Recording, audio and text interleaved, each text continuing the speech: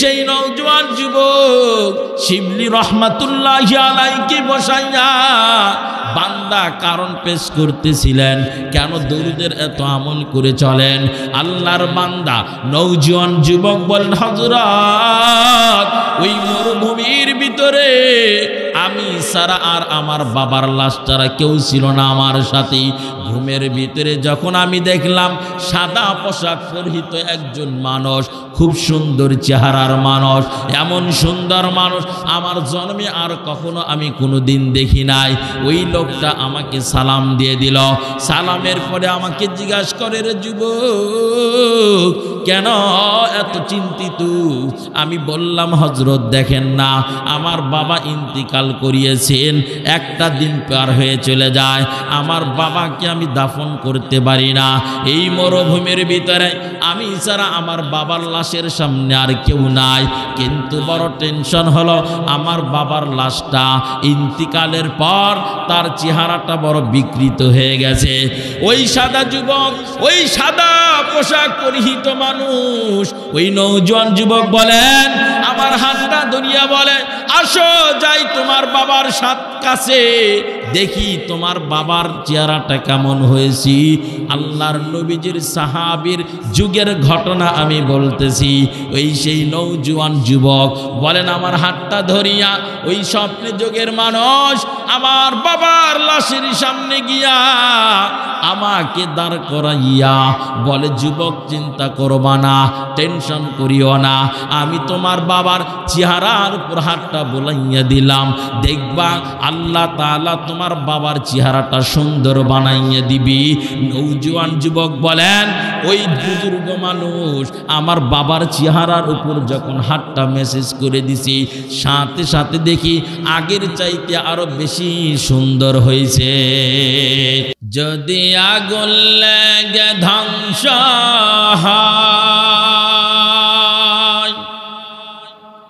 পৃথিবীর সব বইয়ের দোকান,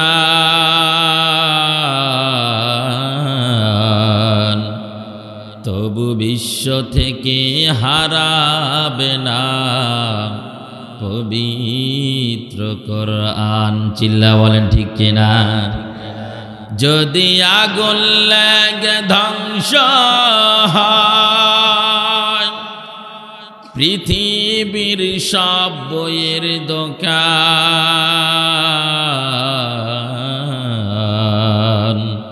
তবু বিশ্ব থেকে হারাবে না পবিত্র কোরআন। কিভাবে পোড়াবে কোরআনকে আগুনের তেজ, বিশ্ব জুড়ে লক্ষ কোটি কোরআনের হাফেজ। চিল্লা বলেন ঠিক কিনা? কিভাবে পোড়াবে কোরআনকে আগুনের তেজ, বিশ্ব জুড়ে লক্ষ কোটি কোরআনের হাফেজ। তারা ঝাঁপাইয়া পড়িবে কোরআনে, তারা ঝাঁপাইয়া পড়িবে কোরআনে, বাঁচাবে তার মান,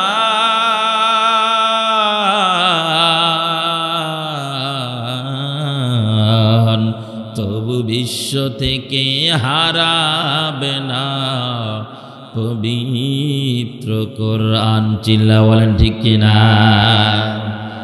এই সেই কোরআন ও হাদিসের মাহফিলে বসতে পারায় খুশি না বেদার? খুশি না বেদার? চিল্লা বলেন আলহামদুলিল্লাহ। আল্লাহ যেন যাদের অক্লান্ত পরিশ্রমের মাধ্যমে আজকের এই আয়োজন সাজানো হয়েছে, আল্লাহ যেন তাদের প্রত্যেকের ত্যাগটা কবুল আর মঞ্জুর করেন। চিৎকার দিয়ে বলেন আমিন। আচ্ছা, শেষ পর্যন্ত থাকা যাবে তো ইনশাআল্লাহ, নাকি আমাকে রাইখে চলে যাবেন? আপনাদের ভালোবাসার কারণেই কিন্তু এবছর আপনাদের মাঝে আল্লাহ হাজির করে দিয়েছিল। তাছাড়া তো আসা অনেকটাই কঠিন হয়ে যেত। আমার তো আজকে পরিপূর্ণভাবে নিয়ত ছিল যে আমি বাসায় চলে যাব। আমি আসছি সেই নরসিংদী থেকে, আল্লাহ এই ভালোবাসাটা যেন অটুট রাখেন, বলেন আমিন। আমি আল্লাহ তাআলার কালামুল্লাহ থেকে একখানা আয়াতের কিছু অংশ তেলাওয়াত করেছি, বাকি আয়াত সম্পৃক্ত কোনো হাদিস আজকে আমি পাঠ করি নাই। বাকি আলোচনা তো আয়াত ও হাদিসের মাধ্যমেই হবে, কথা বলেন ঠিক কিনা? আমি যে আয়াত কেন তেলাওয়াত করেছি, আয়াতের সংক্ষিপ্ত অর্থ এই অংশটুকুর। আল্লাহ বলেন যে নিশ্চয় আল্লাহ এবং ফেরেশতারা সবাই নবীজির উপর কি পড়ে? দরুদ পড়ে। কাজী তোমরা যারা ঈমানদার আছো, তোমরাও তোমাদের নবীজির প্রতি দরুদ ও সালাম প্রেরণ করিয়েন। সুবহানাল্লাহ বলেন। আজকের আলোচনার বিষয়বস্তু হচ্ছে দরুদ পড়লে কি পরিমাণ লাভ, সওয়াব, ফজিলত, আর দরুদ না পড়ার ক্ষতিটা কি। আজকে হয়তো এক সাইড দিয়ে আলোচনা চলে যাবে, আর এক সাইড বন্ধ থাকতে পারে। তো যে সাইডটা বন্ধ থাকবে এর শুরুর একটা অংশ বলে দিই। জিবরাইল আমিন একবার নবীজির কাছে আসার পরেই, ওই সময় নবীজি মসজিদে নববীর মেম্বরে, 3টা সিঁড়ি, প্রত্যেকটা মসজিদের মেম্বরে যেই খতিব সাহেবরা ওনারা বক্তব্য দেন, খুতবা দেন, ওইটার সিঁড়ি কয়টা? সিঁড়ি? 3টা সিঁড়ি। এইটা কিন্তু আমাদের মন গড়া কোনো মসজিদ কমিটির তৈরি করা মেম্বর না। এটা কার থেকে আসছে? রসুল থেকে। কোথায় থেকে? রসুল। কত সুন্দর সিস্টেম। তো নবীজি এই 3টা সিঁড়িতে 3টা ধাপ দিয়ে উঠেছিলেন। জিবরাইল আমিন এক একটা দোয়া করছেন, ওইটার দোয়ার ক্ষেত্রে নবীজি কি বলছিলেন? আমিন। কি বলছিলেন? আমিন। তার ভিতরে একটা দোয়া এরকম ছিল, জিবরাইল আমিন বলেছিলেন, নবীজি যেই উম্মত আপনার নাম শুনল কিন্তু সাথে সাথে আপনার প্রতি দরুদ প্রেরণ করল না, সে যেন ধ্বংস হয়ে যায়। নবীজি বলেছিলেন আমিন। আচ্ছা বলেন তো, নবীজি যেই দোয়ার ক্ষেত্রে আমিন বলছেন, ওইটা কি আল্লাহ ফিরায় দিবেন না আল্লাহ কবুল করবেন? কবুল করবেন। এখন নবীজির নাম শুনলাম কিন্তু দরুদ পড়লাম না, নবীজি আমার জন্য ধ্বংসের দোয়ার ক্ষেত্রে আমিন বলে গেছে। তাহলে বলেন, নবীজি যদি, যেই নবী 63টা বৎসর, কত বৎসর? 63 বৎসরের ভিতরে 23টা বছর শেষের দিক দিয়া, 23টা বছরের নবুয়তের দায়িত্ব নিয়ে পুরাটা সময় উম্মতের পিছনে কাটায় গেলেন। উম্মতকে জান্নাতে নেওয়ার জন্য পাগল করা ছিলেন যেই নবীজি, উহুদের ময়দানে পাথরের আঘাতটা সহ্য করছেন, তায়েফে গিয়া যুবকদের, লম্পট প্রকৃতির যুবকদের পাথরের আঘাত সহ্য করছেন, এরপরও উম্মতকে তিনি ভুলেন নাই। আবার এই নবীজি এই উম্মতকে ধ্বংসের জন্য আমিন বলেন। তাহলে বুঝেন দরুদ শরীফ পড়া আর না পড়ার কি পরিমাণ ক্ষতি। দরুদ শরীফ না পড়ার কি পরিমাণ ক্ষতি। এবং নবীজি নারাজ। নবীজি কি নারাজ। এজন্য আমাদের কাজ হবে হর হামেশায় যখনই সুযোগ পাব নবীজির প্রতি দরুদ প্রেরণ করব। পারবো তো ইনশাআল্লাহ? আল্লাহ যেন কবুল করেন। নবীজি বলেন, যেই উম্মত আমির রসুলের প্রতি একবার দরুদ পাঠ করবে, আল্লাহ তাআলা ওই উম্মতের প্রতি 10 বার রহমতের দৃষ্টিতে তাকাবেন। সুবহানাল্লাহ বলেন। আমার বাপজানেরা, আল্লাহ যদি কোনো বান্দার প্রতি খুশি হয় 10-12 না, একবার যদি রহমতের দৃষ্টিতে তাকান, ওনার দুনিয়াতে চলতে আর কোনো সমস্যা হবে? আল্লাহ তো ওনাকে ডাইরেক্ট জান্নাতের মেহমান বানাবেন। আল্লাহ যেন আমাদেরকে কবুল করেন, বলেন আমিন। সকলেই বলি সাল্লাল্লাহু আলাইহি ওয়াসাল্লাম। এই দরুদ পড়লে যে কি পরিমাণ ফায়দা আর ফজিলত, এটা আমাদের জীবনে হওয়া দরকার আছে না নাই? যারা বলেন আছে না নাই? তো এই বিষয়কে সম্পৃক্ত করে আউলিয়া কেরামদের জীবনী থেকে 1-2টা ঘটনা আজকে আপনাদের সামনে পেশ করব। উদ্দেশ্য হলো এটাই, যেন আমার আপনার অন্তরটা যেন নবীজির দরুদের প্রতি কি যেন হয়, আকৃষ্ট হয়, নবীজির প্রতি যেন আমরা ভালোবাসা দেখাইতে পারি।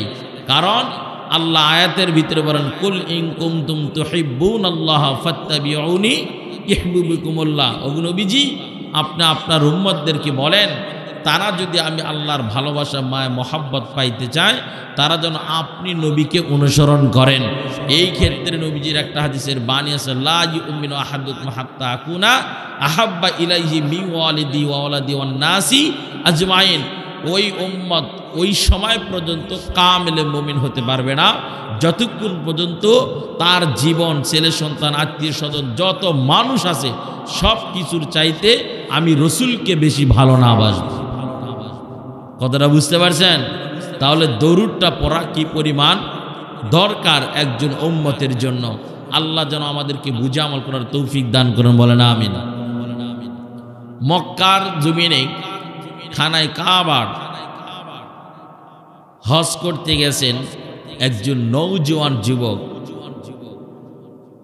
যিনি ইতিপূর্বে কখনো হজে যান নাই। ওই সফরটাই ছিল ওনার প্রথম সফর। মক্কার জমিনে কাবা ঘর তোয়াফ করতেছেন। আর এই তোয়াফ করা অবস্থায় শুধু আপনারা যারা হজ করে আসছেন বা উমরায় গেছেন তারা জানেন যে প্রত্যেকটা জায়গার নির্দিষ্ট কিছু জায়গা আছে যেখানে নির্দিষ্ট কি পড়তে হয়, দোয়া পড়তে হয়। কি পড়তে হয়? দোয়া পড়তে হয়। কিন্তু ওই নওজোয়ান যুবক সবগুলো জায়গায় সব সময় শুধু নবীজির উপর দরুদ প্রেরণ করেন। সুবহানাল্লাহ বলেন। তো ওই সময়ের ওই জায়গায় সবচাইতে বড় আলেম যিনি ছিলেন, ওনার নাম হচ্ছে হযরত শিবলি রহমাতুল্লাহি আলাইহি। উনি ওই যুবককে লক্ষ্য করতেছিলেন যে কিরে, এই যুবক দেখি সব জায়গায় শুধু নবীজির উপর দরুদ প্রেরণ করে, কারণটা কি? আচ্ছা দেখি তো, তাকে জিজ্ঞাসা করি, সে কি এইটা ছাড়া আর কি কোনো দোয়া পারে না? তার মুআল্লিম কি তাকে কোনো কিছু শিক্ষা দেয় নাই?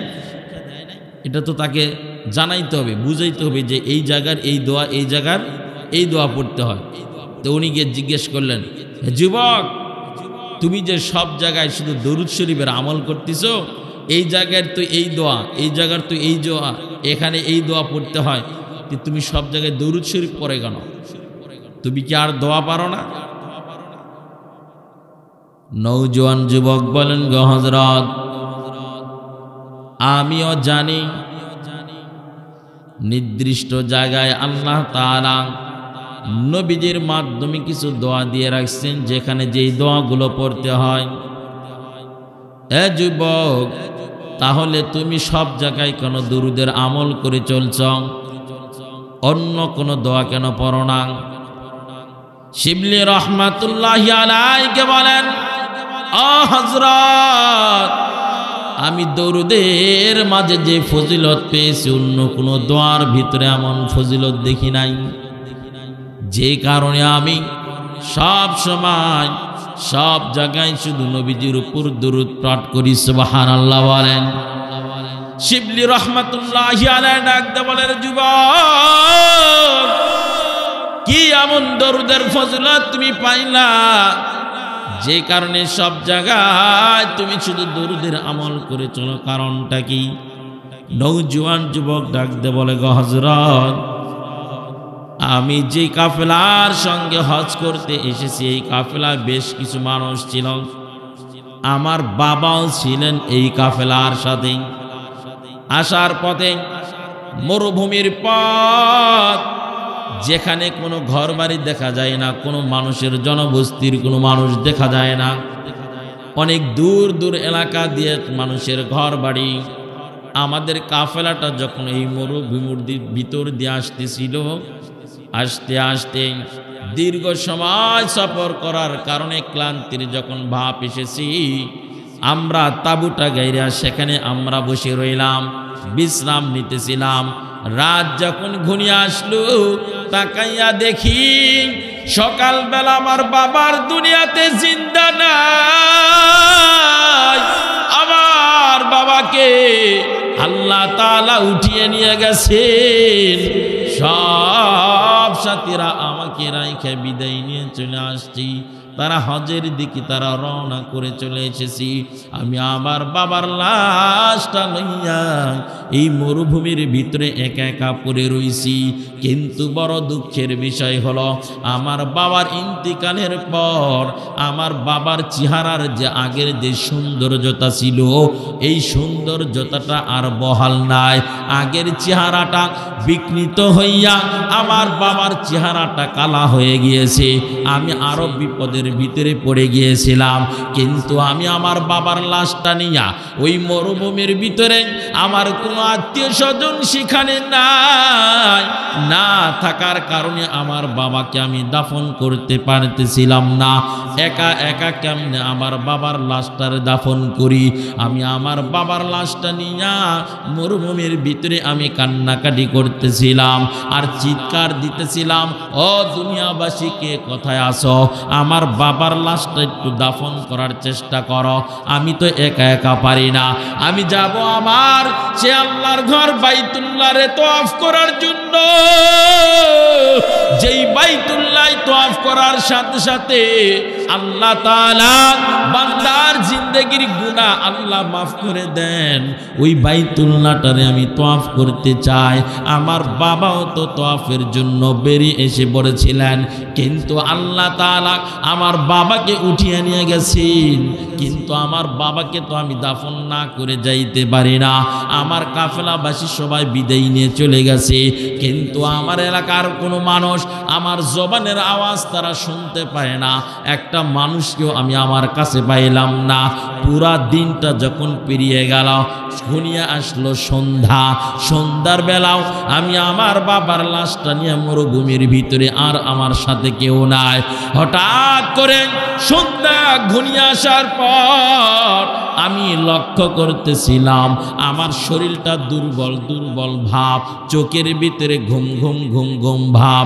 এরকম অবস্থায় যখন আমি ঘুমিয়ে পড়লাম, ওই ঘুমের ভিতরে স্বপ্নে যুগে তাকাইয়া দেখি সাদা পোশাক পরিহিত একজন নওজোয়ান মানুষ, অনেক সুন্দর সুশ্রী মানুষ, যার চেহারার মতন সুন্দর চেহারার মানুষ আমার জীবনে আর কখনো দেখি নাই। এমন সাদা পোশাক পরিহিত একজন মানুষ আমার সামনে দাঁড়াইয়া আমাকে সালাম দিয়া বলে, রে যুবক, কেন এত চিন্তিত তুমি? আমি বললাম, হযরত দেখেন না, আমার বাবা ইন্তিকাল করেছেন। আজকে পুরো একটা দিন পেরিয়ে গেল, আমার বাবাকে আমি দাফন করতে পারি না। আমার সব সাথী সবাই বাইতুল্লাহর দিকে রওনা হয়ে গিয়েছি। আমার বাবাও এসেছিলেন বাইতুল্লাহ যাওয়ার জন্য, আমার নবীজির রওজা জিয়ারত করবেন। কিন্তু আল্লাহ আমার বাবার কপালে এই জিনিসটা লিখে রাখেন নাই। আমার বাবা তো দুনিয়া থেকে বিদায় নিয়ে চলে গেছেন, কিন্তু তার লাশটারে দাফন করতে না পারায় আমি বড় চিন্তিত হলো। আমার বাবার লাশটা আগের মতন আর নাই, তার চেহারাটা বিকৃত হয়ে গিয়েছে। আল্লাহর বান্দা বলেন, হযরত শিবলি রহমাতুল্লাহি আলাইকে সামনে বসাইয়া যুবকটা ঘটনা পেশ করতেছেন। কেন? উনি সবসময় দরুদের আমল করে চলে। মনে আছে তো? আপনাদের মনে আছে তো? ওই সেই নওজোয়ান যুবক শিবলি রহমাতুল্লাহি আলাইহি সামনে বসাইয়া বান্দা কারণ পেশ করতেছিলেন, কেন সব সময় দরুদের আমল করেন। কটিয়াদ এলাকার মুসলমান যুবক, ও বৃদ্ধ বাবাজি, ও পর্দার আড়ালের মা, আজকের এই ঘটনা শুনে আপনার দিলটা তৈরি হবে। আপনি কেন নবীকে ভালোবাসবেন না? আপনি কেন নবীজির উপরে দরুদের আমল করবেন না? দরুদ পড়বার কারণে দেখেন আল্লাহ কেমনে বিপদ থেকে বাঁচাইয়া দেয়। দরুদের ফজিলত কেমন! আমার নবীজির নামের পিছনে দরুদ পড়লে আল্লাহ কি পরিমাণ খুশি হয়, আমার রাসূল কি পরিমাণ খুশি হয়, একটু মনে মনে চিন্তা করেন, দিলের কান দিয়ে শুনেন।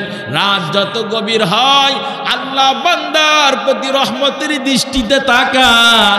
এখন এমন একটা সময় চলছি, যেই সময়ে আল্লাহ আমার আপনার দিকে চেয়ে রয়েছেন। সুবহানাল্লাহ বলেন না? যেই সময়টা আল্লাহ আমার আপনার দিকে চেয়ে রয়েছেন, আমরা যদি সরকারের দো আলম নবীকে বাদশাহ বলে আখ্যায়িত করি, আমাদের নবীজি কি বাদশাহ? কি নবী? জোরে বলেন না, কি নবী? আরো জোরে বলেন, আমাদের নবী কি নবী? বাদশাহ নবী। এই যে বাদশাহ নবী যে বললাম, এতেও কিন্তু আমাদের বিফল না, বরং সফল। কি সফল? কেমনে সফল? আল্লাহ না করুক, যদি হাসরের ময়দানে আল্লাহ তাআলা আমল নামায় যদি খুঁজে দেখেন কোনো নেক আমল নাই, কোনো নেক আমল নাই, ভালো কোনো আমল করি নাই, কিন্তু আমল নামায় যদি আল্লাহ তাকায় দেখেন যে আমরা আমাদের নবী মুহাম্মাদুর রাসূলুল্লাহ সাল্লাল্লাহু আলাইহি সাল্লাম নবী কি বাদশাহ নবী বলে আখ্যায়িত করেছিলাম, আমার নবীকে আল্লাহ এত ভালোবাসেন যেই নবীকে আল্লাহ তাআলা নিজে সালাম প্রেরণ করেন। সুবহানাল্লাহ বললেন না? ওই সময় আল্লাহ তাআলা দেখবেন আমার এই গুনাহগার বান্দাগুলো আমার হাবিবকে বাদশাহ বলে আখ্যায়িত করেছেন। দেখবেন যে এমনও হইতে পারে এই কথার কারণে আল্লাহ তামাম জিন্দগির গুনাহ মাফ কইরা জান্নাতের মেহমান আল্লাহ বানাইতে পারেন। এজন্য বলেন না বাদশাহ নবী কি নবী? আমাদের নবীজি হলেন বাদশাহ নবী। আল্লাহ যেন কবুল করেন, বলেন আমিন। আমাদেরকে জান্নাতি হিসেবে যেন আল্লাহ কবুল করেন। এই সেই নওজোয়ান যুবক শিবলি রহমাতুল্লাহি আলাইহি বসাইয়া বান্দা কারণ পেশ করতেছিলেন, কেন দরুদের এত আমল করে চলেন। আল্লাহর বান্দা নওজোয়ান যুবক বলেন, হযরত ওই মরুভূমির ভিতরে আমি ছাড়া আর আমার বাবার লাশ ছাড়া কেউ ছিল না আমার সাথে। ঘুমের ভিতরে যখন আমি দেখলাম সাদা পোশাক পরিহিত একজন মানুষ, খুব সুন্দর চেহারার মানুষ, এমন সুন্দর মানুষ আমার জন্মে আর কখনো আমি কোনোদিন দেখি নাই। ওই লোকটা আমাকে সালাম দিয়ে দিল। সালামের পরে আমাকে জিজ্ঞাসা করে, রে যুবক কেন এত চিন্তিত? আমি বললাম, হযরত দেখেন না আমার বাবা ইন্তিকাল করিয়েছেন, একটা দিন পার হয়ে চলে যায়, আমার বাবাকে আমি দাফন করতে পারি না। এই মরুভূমির ভিতরে আমি ছাড়া আমার বাবার লাশের সামনে আর কেউ নাই। কিন্তু বড় টেনশন হলো আমার বাবার লাশটা ইন্তিকালের পর তার চেহারাটা বড় বিকৃত হয়ে গেছে। ওই সাদা যুবক, ওই সাদা পোশাক পরিহিত মানুষ, ওই নওজোয়ান যুবক বলেন, আমার হাতটা ধরিয়া বলে, আসো যাই তোমার বাবার কাছে দেখি তোমার বাবার চেহারাটা কেমন হয়েছি। আল্লাহর নবীজির সাহাবীর যুগের ঘটনা আমি বলতেছি। ওই সেই নওজোয়ান যুবক বলেন, আমার হাতটা ধরিয়া ওই স্বপ্নে যুগের মানুষ আমার বাবার লাশের সামনে গিয়া আমাকে দাঁড় করাইয়া বলে, যুবক চিন্তা করবা না, টেনশন করিও না, আমি তোমার বাবার চেহারার উপর হাতটা বুলাইয়া দিলাম, দেখবা আল্লাহ তাআলা তোমার বাবার চেহারাটা সুন্দর বানাইয়া দিবি। নওজোয়ান যুবক বলেন, ওই বুজুর্গ মানুষ আমার বাবার চেহারার উপর যখন হাতটা মেসেজ করে দিছি, সাথে সাথে দেখি আগের চাইতে আরো বেশি সুন্দর হয়েছে। ইমামুল আউয়ালিন আল আখিরিন বাহরে সাদকা রাহমাতাল লিল আলামিন সাইয়্যিদুল কাওনাইন খাতমুল মুরসালিন আখিরামত বুয়াদ ফখরুল আউয়ালিন শুধু ওয়াজুদাস রাহমাতাল লিল আলামিন মসজিদে শুধু খাবার জমিন। চিৎকার দিয়ে বলেন আল্লাহু আকবার। ওই নওজোয়ান যুবক ডাক দিয়ে বলেন, হযরত আমার বাবার চেহারাটা যখন আগের চাইতে বেশি সুন্দর হয়ে যায়, ওই সময় ওই বুজুর্গ আমাকে জিজ্ঞাসা করেছিলেন, হে যুবক বলো আর কোনো তোমার টেনশন আছে কিনা? আমি বললাম, দেখেন না, এই মরুভূমির ভিতরে আমি আর আমার বাবার লাশ ছাড়া কেউ নাই। আমি আমার বাবার লাশটারে কেমনে দাফন করব? আমি তো একা একা পারি না। আল্লাহর বান্দা আমাকে আওয়াজ দিয়ে বলে, রে যুবক তোমার চিন্তার কোনো কারণ নাই। সকালবেলা ঘুম থেকে উঠে দেখবা সব মানুষগুলো এলাকা থেকে পাগলের মতন দৌড়াইয়া দৌড়াইয়া আসবি তোমার বাবার লাশটারে একটু জানাজা পড়ে দাফন করার জন্য।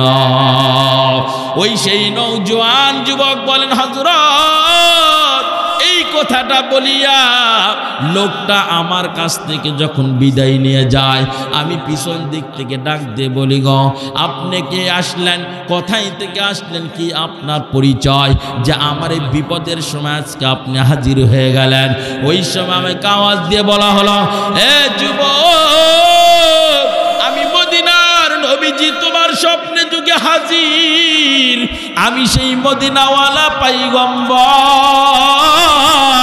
এর যুবক আজকে তোমার বাবার ইন্তিকাল হওয়ার পর সন্ধ্যা যখন ঘনিয়ে আসছি, আমার রওজার কাছে প্রতিদিন তোমার বাবার পক্ষ থেকে 200 বার করে দরুদ শরীফের হাদিয়া পাঠানো হতো। আজকে যখন সন্ধ্যা ঘনিয়ে আসে কিন্তু তোমার বাবার সেই দরুদের হাদিয়া আমার কাছে পৌঁছানো হয় না।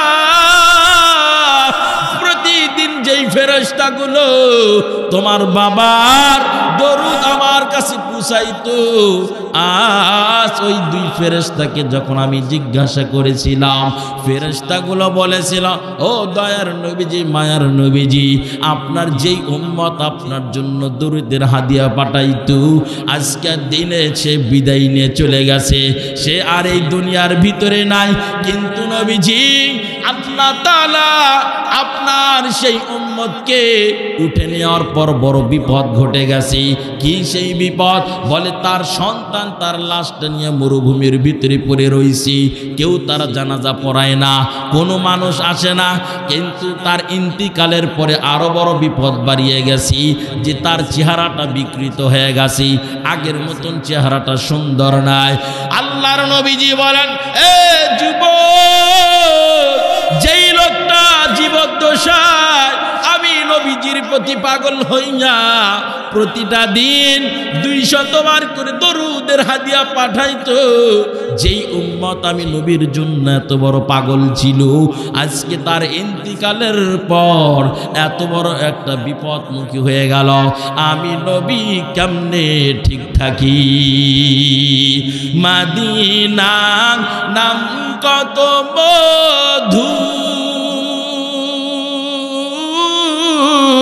মদিনা আর যে কত দূর, ওই মদিনার পথের ধুলি আমি, ওই মদিনার পথের ধুলি আমি মাখতে পারলাম না, মদিনা যাইতে পারলাম না, মদিনা দেখিতে পারলাম না।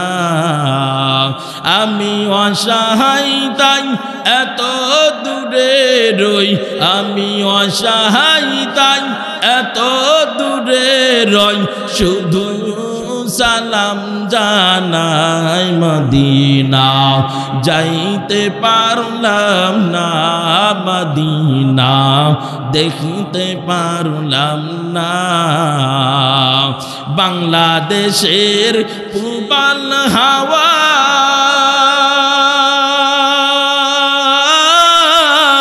পশ্চিমে কো রেসোধাওয়া, এই গরিবের দুঃখী সালাম পৌঁছে দিও মদিনায়, মদিনা যাইতে পারলাম না, মদিনা দেখিতে পারলাম না। কান্দি আমি পাগল বেশে যাইতে নবী রোদেশে, ইচ্ছা আছে তো ইনশাআল্লাহ? আল্লাহ যেন কবুল করে বলবেন। কান্দি আমি পাগল বেশে যাইতে নবীর দেশে, এই পাগলকে কে নিবে সোনার মদিনা মদিনা, যাইতে পারলাম না মদিনা, দেখিতে পারলাম না মদিনা, যাইতে পারলাম না মদিনা, দেখিতে পারলাম না। চিৎকার দিয়ে বলেন আল্লাহু আকবার।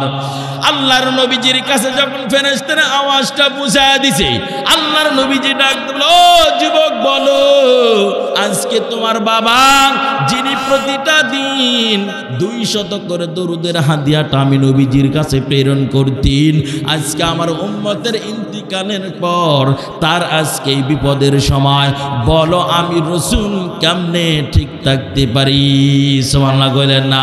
ওই সেই নওজোয়ান যুবক ডাক দিয়ে বলেন, আমার চোখের ঘুম ভেঙে যায়, সকালবেলা তাকাইয়া দেখি মরুভূমির চারিদিক থেকে কেমন করে যেন আল্লাহ গায়বী আওয়াজ দিয়া সব মানুষগুলো পাগলের মতন করে ছুটাইয়া দিছি, সব মানুষগুলো পাগলের মতন দৌড়ায় আসতেছি।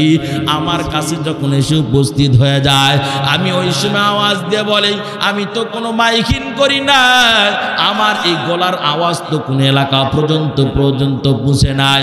আমি গতকাল আওয়াজ দিয়েছি, চিল্লাচিল্লি করলাম, কেউ তো আমার কথা শুনলো না। আজকে এই ফজরের পর কেন আপনারা এভাবে জমায়েত হয়ে গেলেন? আল্লাহর বান্দারা বলে, ও যুবক ভালো করে শুনিয়া না, তুমি মাইকিং না করলে কি হবা? তোমার আওয়াজ আমাদের কান পর্যন্ত না গেলে কি হবে? কিন্তু আজকে যখন আমি ঘুমাইলাম, আমাদের প্রত্যেকটা এলাকার মানুষের কানে কানে কে যেন ঘুমের ভিতরে আওয়াজ দিয়ে বলে, ও এলাকার মানুষ, তোমরা যদি জিন্দেগির গুনাহ মাফ করাইতে চাও, তোমাদের এই মরুভূমির ভিতরে নবীর একজন বড় আশিক,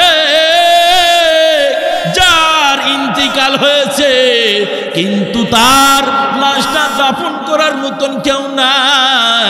ও এলাকার মানুষ, তোমরা ভালো করে শুনিয়ে রাখো, আজকে সকালবেলা উঠিয়া আমার ওই বান্দার লাশটা দাফন করে দিবা, আমার ওই নবীর আশিকের লাশটা একটু দাফন করাইয়া দিবা। তোমরা যদি তার জানাজা কাফন দাফনে শরীক হইতে পারো, আল্লাহ তাআলা তোমাদের জিন্দেগির সব গুনাহ আল্লাহ মাফ করবেন। এই সেই নওজোয়ান যুবককে ডাকতে বলে, যুবক, ওই আওয়াজটা ঘুমের ঘরে আমরা শুনেছি, ওই শোনার পর মধ্যরাত্রে আমাদের ঘুম ভেঙে যায়। আমরা সকাল হওয়ার বড় প্রহর গুনতেছিলাম, কোন সময় মুয়াজ্জিনের কণ্ঠের আজান আমরা শুনবো। আজান হওয়ার পরে নামাজ আদায় করি আমরা পাগলের মতন ছুটে এসেছি। ওই সেই নওজোয়ান যুবক ডাকতে বলে, ও শিবলি রহমাতুল্লাহি আলাইহি বলেন, হযরত, এই সেই কারণে মনে মনে চিন্তা করলাম, আমার বাবার ইন্তিকালের পর নবীজির প্রতি ভালোবাসায় 200 বার করে দরুদ পড়ে, কারণে আমার নবীজি যদি ইন্তিকালের পর তার উম্মতকে বিপদ থেকে বাঁচানোর জন্য হাজির হয়ে যায়, তাহলে তো ওই আমলটা আমাকে ধরে রাখা দরকার। আমার নবীজির দরুদের আমল যদি আমি ধরে রাখতে পারি, মনে হয় আমার জীবনটা বড় সফল। এই কারণে এই কাবার চত্বরে আসিয়াও আমার রাসূলের দরুদ আমি ছাড়ি না। বুঝেছেন তো নবীজির দরুদের কি ফজিলত? আল্লাহ বোঝে আমল করার তৌফিক দান করুন, বলেন আমিন। আমার বাপজানেরা, একজন মহিলা ছিলেন যার এই দুনিয়াতে শুধুমাত্র একটা কন্যা সন্তান ছাড়া আর কেউই ছিল না তার ওয়ারিসের ভিতর, তাকে দেখাশোনা করার মতো। হঠাৎ করে আল্লাহর কারিশমা অনুসারে ওই মেয়েটার মায়ের আগে ইন্তিকাল হয়ে যায়। এখন মা এই জমিনের উপরে বড় একা একা হয়ে গেছেন। ওই সময় যে মেয়ে ছাড়া তার কেউই ছিল না দুনিয়াতে দেখাশোনা করবার মতো। মেয়েকে হারানোর পরে মাটা কেমন যেন পাগলের মতন হয়ে গেছে যে হায় এই দুনিয়াতে তো আমাকে তো দেখা করে শোনার মতন আর কেউ নাই, যে মেয়েটা ছিল আল্লাহ তাকেও নিয়ে গেল। আচ্ছা আমার মেয়ে যে কোন অবস্থায় আছে আমি তো জানি না, আমার মেয়ের কবরের অবস্থা সম্পর্কে আগে আমার জানা দরকার।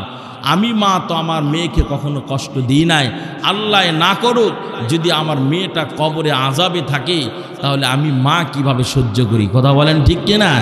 তো মায়ে তৎকালীন যুগের সবচাইতে বড় যিনি শ্রেষ্ঠ আলেম ছিলেন হাসান বসরি রহমতুল্লাহ আলাইহি। কি নাম? হাসান বসরি রহমতুল্লাহ আলাইহি। এলাকার আলেম ওলামারা বলছেন যে আপনি ওনার সাথে যোগাযোগ করলে হয়তো বা আপনার মেয়ের কবরের অবস্থা সম্পর্কে আপনি জানতে পারবেন। তো উনি কি করছেন, হাসান বসরি রহমতুল্লাহ আলাইহির দরবারে গেছেন, গিয়া হাসান বসরি রহমতুল্লাহ আলাইহিকে গিয়ে বলেন, ও হাসান আমার মেয়ে ছাড়া এই দুনিয়াতে আমার আর কেউই ছিল না, ওয়ারিসদের ভিতর থেকে আমার মেয়েটা ইন্তিকাল করেছে, বেশ কয়েকদিন হয়ে যায়, কিন্তু আমার মেয়ের কবরের অবস্থা সম্পর্কে তো আমি জানতে পারি না, আমার মেয়ে কি হালতে আছে, কিন্তু আজ আপনার কাছে আসলাম, আপনি কোনো একটা আমল আমাকে জানিয়ে দিন, যে আমলটা করলে আমার মেয়ের কবরের অবস্থাটা আমি জানতে পারবো। সুবহানাল্লাহ বলেন। যুবক যারা এখানে তোমরা আসো, আমিও যুবক, যাদের আব্বা আম্মা বেঁচে আছে, আল্লাহর কাছে ওয়াদা করো জিন্দেগি দিন কোনো দিন মা বাবাকে কষ্ট দিবা না। পারবো তো ইনশাআল্লাহ? মা বাবাকে কষ্ট দিও না। মা বাবার মতো নিঃস্বার্থের ভালোবাসার মানুষ এই জমিনে কোথাও পাই না, যে মেয়ের ইন্তিকালের পরেও তার কবরের অবস্থা জানার জন্য মা বড় পাগল। আর আজ চোখের সামনে মা না খায় থাকে, মা কি খাইলো না খাইলো দেখবার মতন কোনো সন্তান সহজে পাওয়া যায় না। সামান্য একটু স্বার্থে আঘাত লাগলে মাকে দেখে না, বাবাকে দেখে না, বলে মা বাবা তো বড় ভাইকে সব সম্পত্তি দিয়ে দিছে, আমাকে কিছু দেয় নাই, তো আমি কেন দেখবো, কথা বলেন ঠিক কিনা? এরকম সন্তান আছে না নাই? বলে যে আমার মেজো ভাইকে সব কিছু দিয়ে দিল, তা আমি কেন দেখব? যুবক, মা বাবা যদি কোনো অন্যায় করে থাকে ওইটার বিচার করবেন কে? জোরে বলেন, কে করবেন? আল্লাহ তো আপনাকে অর্ডার দেয় নাই যে মা বাবার বিচার আপনি করবেন, বরং আপনার দায়িত্ব হলো মা বাবাকে দেখার। ওনারা কোনো কিছু দিলেও আপনি দেখবেন, না দিলেও দেখবেন। এই দায়িত্ব দিয়েছেন কে? জোরে বলেন, কে দিয়েছেন? আপনাকে বিচার করবার অর্ডার আল্লাহ তাআলা দেন নাই। মা বাবা যদি কোনো অন্যায় করে থাকে ওই বিচার আল্লাহ তাআলা করবেন। আল্লাহর কসম করে বলি, একটা কথা আপনাদেরকে বলি, যাদের আব্বা আম্মা নাই তারা আজকে বুঝবেন যে মা বাবা না থাকার কষ্টটা কেমন। কটিয়াদি বাজার থেকে যখন আপনারা রাত ভারী করে যখন আসেন, যদি মা কোনো অবস্থা যদি খালি জানতে পারছে সন্তান আমার ওখানে বিপদে রয়েছে, আপনার স্ত্রী, আপনার ছেলে সন্তান, ভাই ব্রাদাররা চিৎকার দিয়ে যাওয়ার আগে কুটিরে বসে থাকা লাঠির উপর ভর করে চলনেওয়ালা সেই মা বাবা আগে দৌড় দেয়, কথা বলেন ঠিক কিনা? ওই মা যার বেঁচে নাই তার মতন দুঃখী নাই, মা যার বেঁচে নাই তার মতন দুঃখী নাই, কালা ফুফু মায়ের মতো না, জান্নাতের চাবি আমার মা, কথা বলেন ঠিক কিনা? জান্নাতের চাবি আমার মা, হাই মা গো জান্নাতের চাবি আমার মা। 10 মাস 10 দিন পেটে ধরি মাই, দুঃখ কষ্ট সবই একাই নিলেন মানিয়ে। ওই মা যার বেঁচে নাই তার মতন দুঃখী নাই, ওই মা যার বেঁচে নাই তার মতন দুঃখী নাই, চাচি মামি মায়ের মতো না, জান্নাতের চাবি আমার মা, জান্নাতের চাবি আমার মা, হাই মা গো জান্নাতের চাবি আমার মা। আমার কিছু ঘর হলেন মা জানেন সবার আগে। কথা বলেন ঠিক কিনা? এই কটিয়াদির এলাকার মুসলমান যুবক যারা বিদেশের বাড়িতে থাকে, যারা বিদেশের বাড়ি থেকে আজকে বাড়িতে আসছেন ভাইয়েরা, কেউ বা দূর শহর থেকে আসছেন, ঢাকা শহর, কিশোরগঞ্জ শহর, ময়মনসিংহ, নেত্রকোনা, সিলেট, বিবাড়িয়া থেকে, কেউ বা কটিয়াদি বাজার থেকে, এখানে যারা আজকে মাহফিলে সেট হয়ে গেছেন, আল্লাহর কসম করে বলি রে যুবক, এই জমিনের ভিতরে মা বাবার চাইতে ভালো দুঃখিনী মানুষ আর এই জমিনের সন্তানের জন্য কেউ হতে পারে না। কথা বলেন ঠিক কিনা? আপনি যখন সকালবেলা রওনা করছেন, রওনা করবার পরে যখনই আপনি বলছেন মাগো সকালবেলা আমি রওনা করলাম, ঠিক 12টার সময় আপনাদের বাড়ির সামনে হাজির হয়ে যাব, 1:30টার সময় আপনাদের সঙ্গে খানার প্লেটে আমি অ্যাড হয়ে যাব গো মা। কিন্তু ওই গাড়িটা আসতে আসতে 12টার সময় খবর নাই, 1টা, 1:30, 2টা বাজে, 3টা বাজে, 4টা বাজে, কোনো খবর নাই। ঠিক সন্ধ্যাবেলা এসে গাড়িটা নামায়া দিল আপনাকে। সেখান থেকে আসতে আসতে আপনি বাড়ির কিনারায় যখন আসছেন, দেখেন যে মুয়াজ্জিন সাহেব তার মধুর কণ্ঠে আজান দেওয়া শুরু করে দিছে। আল্লাহু আকবার, আল্লাহু আকবার, আল্লাহু আকবার, আল্লাহু আকবার। যখনই শুনতে পারছেন মুয়াজ্জিন সাহেবের কণ্ঠে মধুর তেলাওয়াতে আজানটা ভেসে আসতেছে, এশারের আজান। ঠিক এমন সময় আজান শেষ, আপনি এসে বাড়ির কিনারা এসে দাঁড়িয়ে যখন মা বলে একটা ডাক দিছেন, আল্লাহর কসম করে বলি রে যুবক, আমার এই কথাটা দিলের কান দিয়ে শুনে নাও। আমার এই কথার সাথে তুমি একমত পেশ করতে তুমি বাধ্য হয়ে যাবা রে ভাই। যখন তুমি রাতের বেলায় মার কিনারায় দাঁড়াইছো, সব সন্তান আদি আত্মীয় স্বজন যারা থাকে, আপনার সন্তান চেয়ে থাকে আপনি তার জন্য কি মজাটা ক্রয় করে নিয়ে আসতেছেন। আপনার কলিজার টুকরা ছোট ভাই চেয়ে থাকে তার জন্য আলাদা শপিংয়ের কোনো ব্যাগ আছে কিনা। আপনার কলিজার টুকরা বোনটাও চেয়ে থাকে তার জন্য আলাদা কোনো জিনিস নিয়ে আসলেন কিনা। আপনার প্রাণের স্ত্রী যাকে ছাড়া আপনার চলা বড় কঠিন হয়ে যায়, মাঝে মাঝে যেই স্ত্রী আপনাকে কল করে বলতো, স্বামী গো আপনার সাথে একটা দিন কথা না বললে আমার কলিজা সয় না, আমি সহ্য করতে পারি না আপনার সঙ্গে কথা না বললে, ওই স্ত্রীটাও চেয়ে থাকে তার জন্য। বিদেশ থেকে এতদিন পর আসছেন, শহর থেকে 2 মাস 3 মাস পর আপনি বাড়ির দিকে ঢুকতেছেন, আপনার প্রাণের কলিজার টুকরা সেই স্ত্রীটা পর্যন্ত আপনার ব্যাগের দিকে চেয়ে থাকে, স্বামী এতদিন পরে আমার জন্য কি নিয়ে আসতেছে।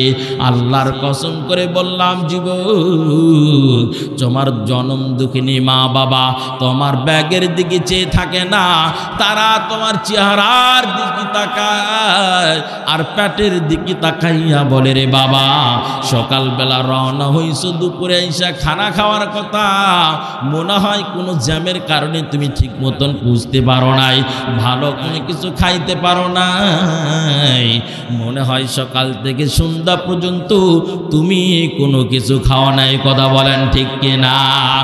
আমার কিছু হলে মা জানেন সবার আগে, আমার কিছু হলে মা কাঁদেন সবার আগে। কথা বলেন ঠিক কিনা? আজকে একটা কিছু হইলে মোবাইলের কলের মাধ্যমে খবর দেওয়া যায়, ইমো, হোয়াটসঅ্যাপ, মেসেঞ্জার, ফেসবুকের পোস্টের মাধ্যমে খবর আদান প্রদান করা যায়, পত্রিকার মাধ্যমে, নিউজের মাধ্যমে খবর আদান প্রদান করা যায়। কিন্তু আল্লাহর কসম করে বললাম, মা বাবার চোখের আড়ালে কোনো সন্তান কোথাও বিপদে পড়লে মোবাইলে কল করতে হয় না, ইমো, হোয়াটসঅ্যাপ, মেসেঞ্জার, ফেসবুক পোস্টের মাধ্যমে খবর প্রচার করতে হয় না। যতগুলো মাধ্যম আমি বললাম সবগুলো মাধ্যমের মাধ্যমে খবর পৌঁছানোর আগে সন্তান কোথাও বিপদে পড়লে আগে জানে জনম দুঃখিনী মা। কথা বলেন ঠিক কিনা? আজকে ওই মা বাবা আজকে দুনিয়াতে যাদের নাই তারা ভালো করে বুঝতেছেন কি হারাইছেন। সারা দুনিয়া ঘুরে মা বাবার মতন ভালো মানুষ পাইবা না। যুবক যুবক রে, এই কথাটা দিলের কান্দে শুনে রাইখা আমল করার চেষ্টা করিও। মা বাবা যদি দুনিয়াতে থাকে, মা বাবার খেদমত অর্জন কইরা জান্নাতটা কামাই করে নিয়ে কবরে যায়। মা বাবাকে কষ্ট দিয়া দুনিয়ার কোথাও সফল হতে পারবা না, পরীক্ষা দিয়া পরীক্ষায় উন্নত হতে পারবা না, চাকরি জীবনে গিয়া সফলতা অর্জন করতে পারবা না। সারা দুনিয়ার যেখানেই যাও না কেন, মা বাবারই কষ্ট দিয়া কোনোদিন সফলতা অর্জন করতে পারবা না যুবক। আমি ইউনুস বিন শহীদুল্লাহ তার প্রমাণ ভালো করে শুনে রাখো। আজকে এই পর্যন্ত আসার পিছনে কারণ আমার মার চোখের পানি। গত সেপ্টেম্বর 22 তারিখে আমি আমার মাকে হারাইছি।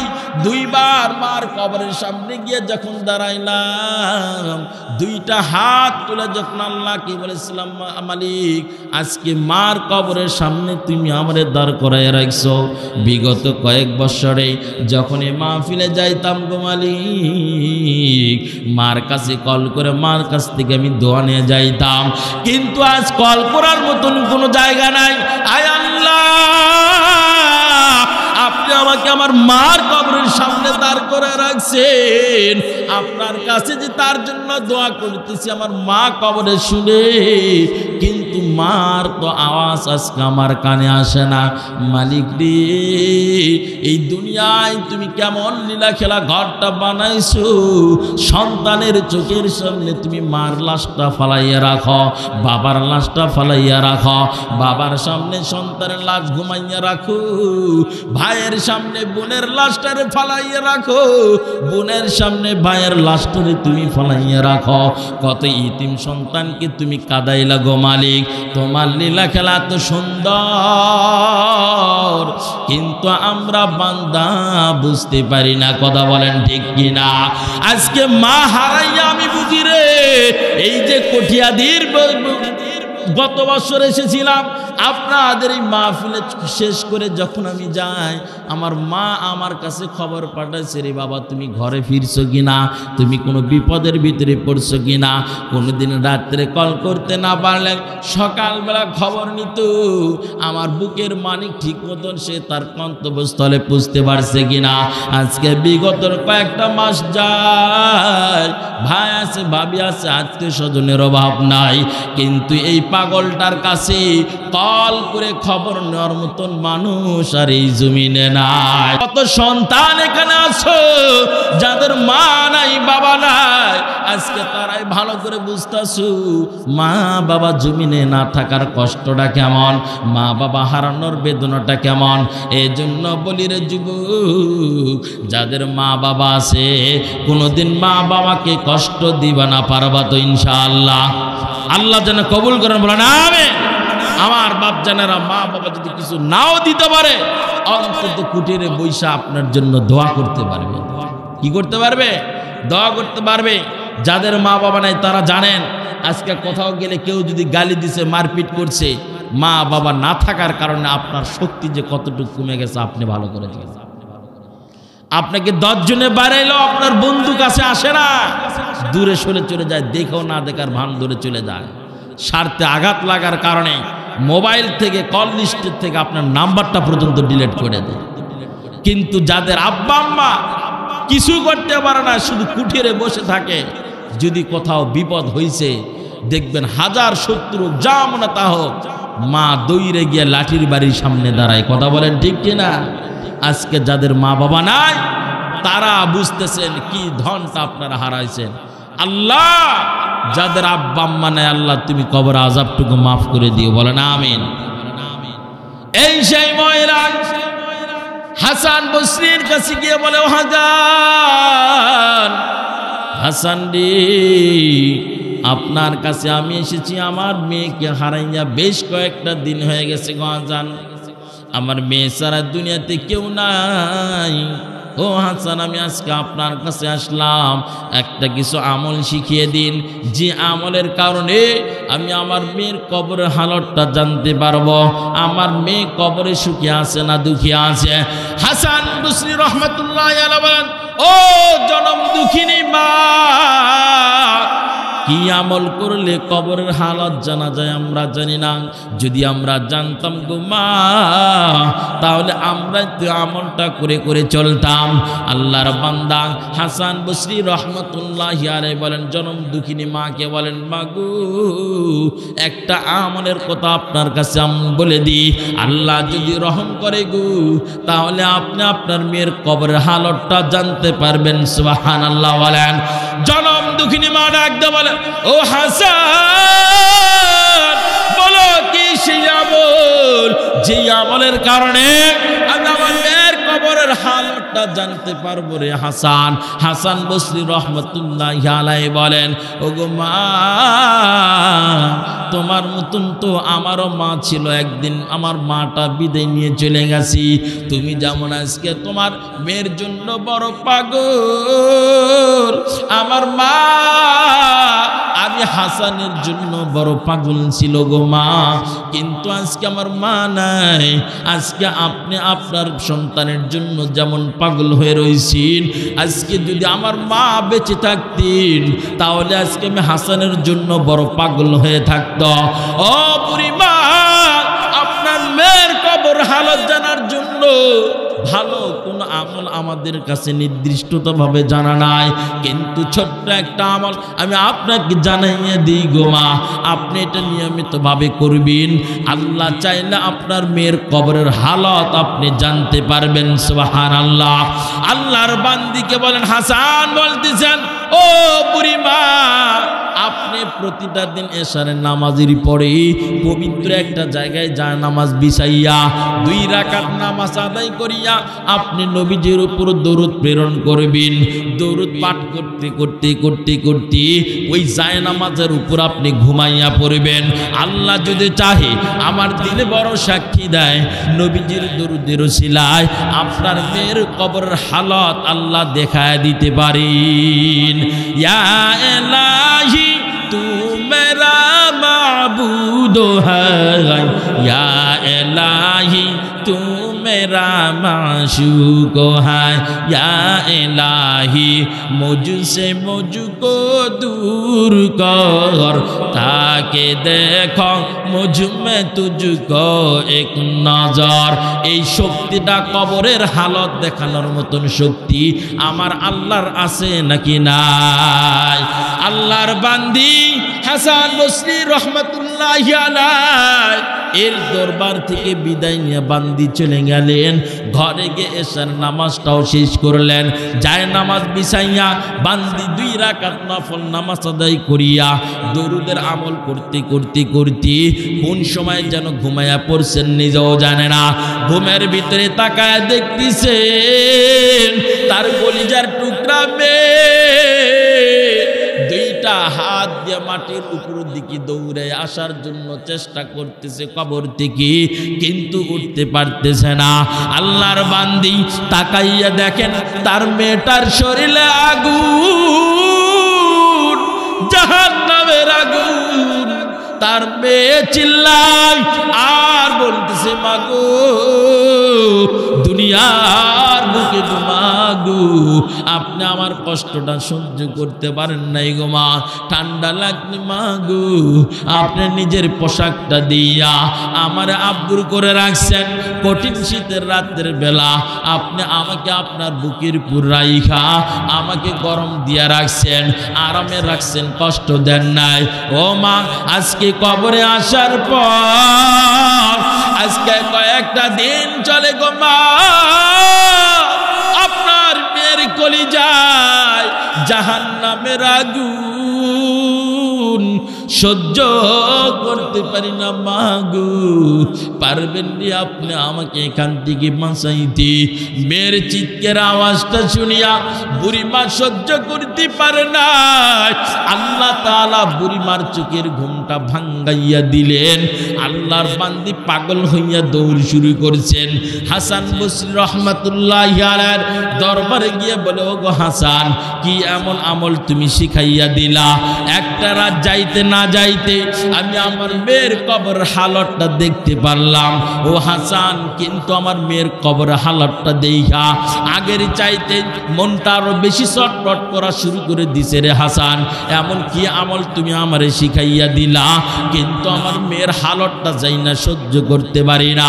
এ আল্লাহর বান্দারা, আজকে যারা এখানে বসে রইছেন, জানি না কার মাকে বাজারে ঘুমাইয়া রাখছেন, কার বাবাকে বাজারে ঘুমাইয়া রাখছেন, কার কলিজার টুকরা সন্তানকে কবরে রাখছেন, কে বা নিজের ভাইকে কবরে রাখছেন, কে বা নিজের বোনকে কবরে ঘুমাইয়া রাখছেন। জানি না কার কবরে কি হালত চলতাছি। আল্লাহর কাছে দোয়া করবেন, কান্নাকাটি করবেন, যাতে কবরবাসীদের জিন্দেগির গুনাহ যেন আল্লাহ মাফ করে।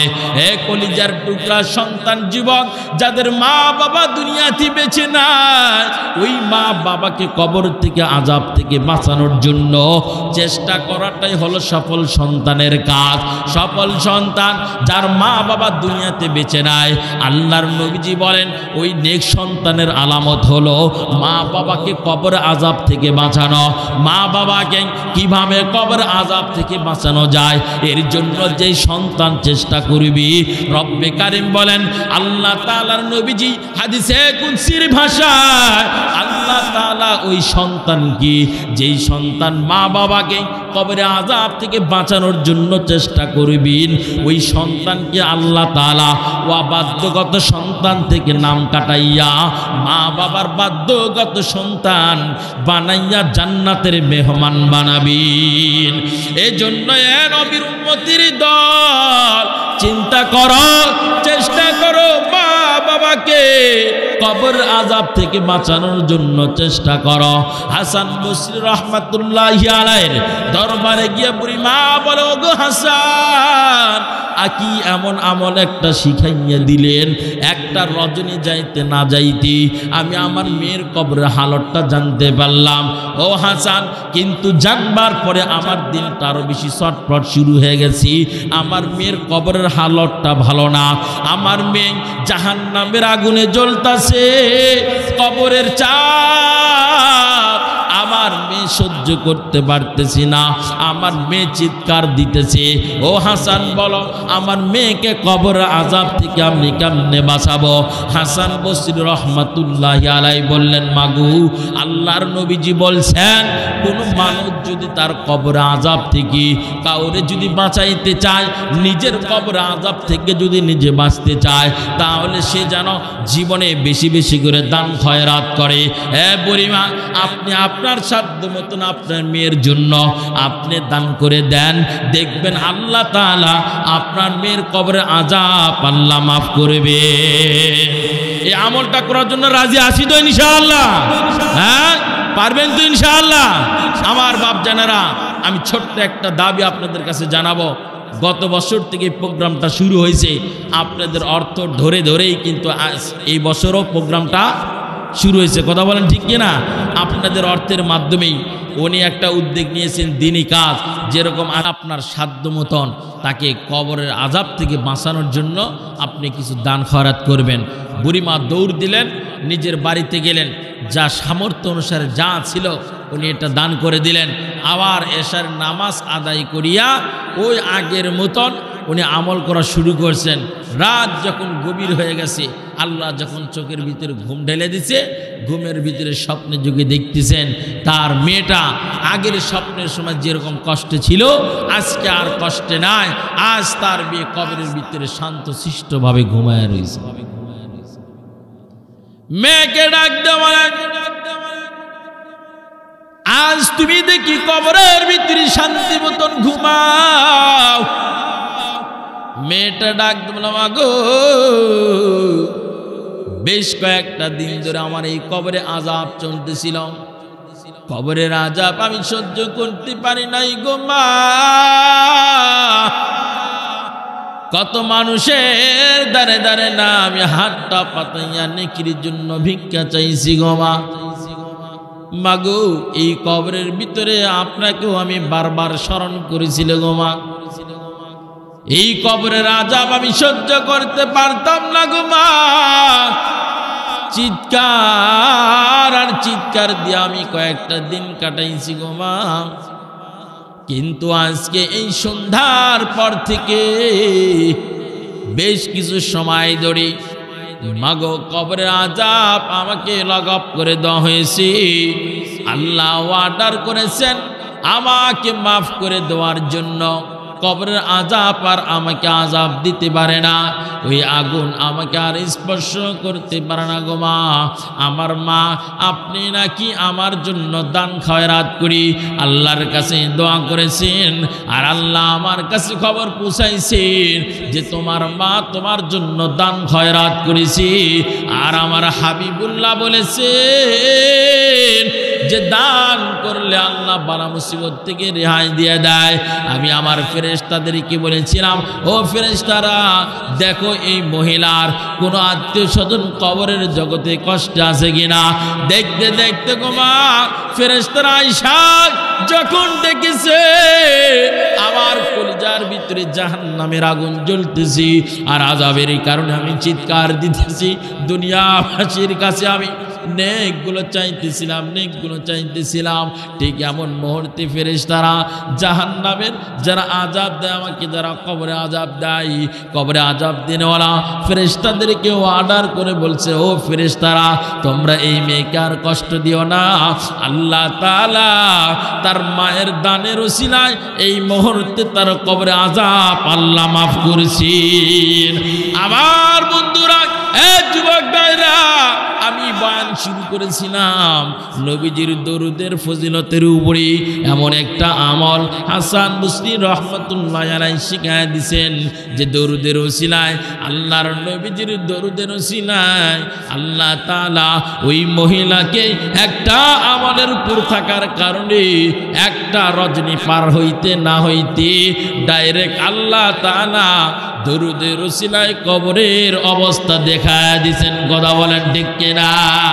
তাহলে এই দরুদের আমল করার দরকার আছে না? না, দরুদের উপর আমল করবেন বেশি বেশি করে।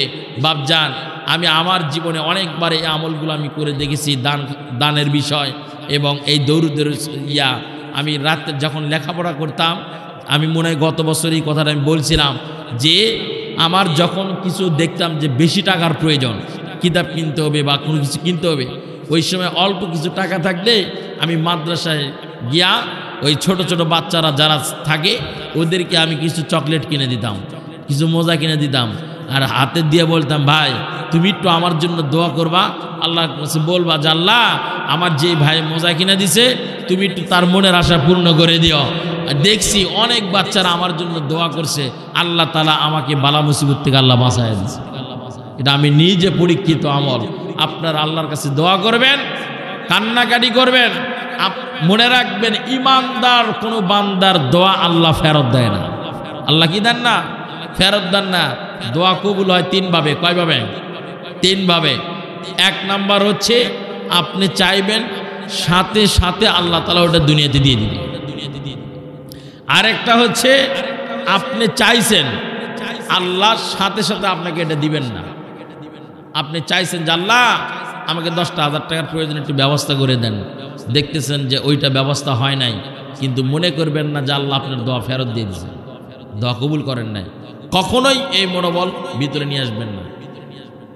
আল্লাহ একবার দোয়া কবুল করে সাথে সাথে আপনি যা চান তা দিয়ে দেন। আরেকটা হচ্ছে দোয়া করছেন, যা চাইছেন ওইটা আল্লাহ দিবেন না, ওইটা না দিয়ে কি করেন, সামনে যে বালা মুসিবত আছে আল্লাহ এই দোয়ার উসিলায় ওই বালা মুসিবত থেকে আপনাকে বাঁচায় দেয়। আরেকটা হচ্ছে দুনিয়াতে আল্লাহ দিবেন না, সামনের বালা মুসিবত থেকেও আপনাকে বাঁচাবেন না, কিন্তু এই দোয়াটা আল্লাহ রিজার্ভ করে রাখবেন। হাসরের ময়দানে যদি আপনি কখনো বিপদে পড়েন, আল্লাহ এই দোয়ার উসিলায় আপনাকে ওই দিন মাফ করে জান্নাতের মেহমান বানাবেন। তাহলে মুমিন বান্দার, ইমানদারের কোনো দোয়া আরশে আজিম থাকে কি যায় না, ফেরত যায় না, খালি ফিরে যায় না। এর জন্য মনোবল শক্তি সবসময় দৃঢ়তার সাথে রাখবেন। আল্লাহর কাছে অনুনয় বিনয় করে কাদার মতন কাঁদবেন। আরশে আজিমের মালিক অবশ্যই আপনাকে এটা দান করবেন। আল্লাহ যেন কবুল করেন, বলেন আমিন। আমার বাপজানেরা, নুজুলে রহমতের সময় বৃহস্পতিবার রাত, এই রাতের মূল্যটা সবে কদরের রাত্রের সমপরিমাণ। এই রাতের মূল্যটা সবে কদরের রাত্রের কি সমপরিমাণ সওয়াব রাখে, মূল্য রাখে।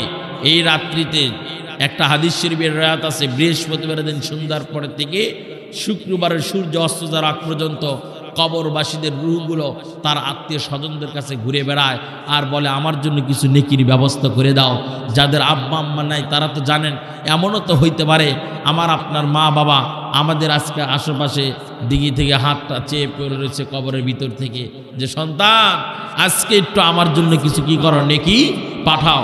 এই জন্য মা বাবা আত্মীয় স্বজনদের জন্য দোয়া করতে পারবো তো ইনশাআল্লাহ। এর জন্য বাপজান একবার সূরা ফাতিহা পড়েন, 3 বার সূরা ইখলাস পড়েন।